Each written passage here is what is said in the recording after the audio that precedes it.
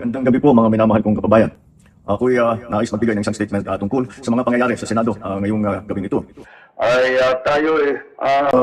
Maging kalma lang po. Maging kalma lang po. Para hindi po mag-aalala ang taong bayan. Hindi po gobyerno ang gumawa nito. Hindi po gobyerno ang gumawa nito. Kalmangani, kalmangani, kalmangani. Sabi ni President, walang instruction. Huwag maniwala sa maling impormasyon. Walang huhulihin, walang utos sa Senado.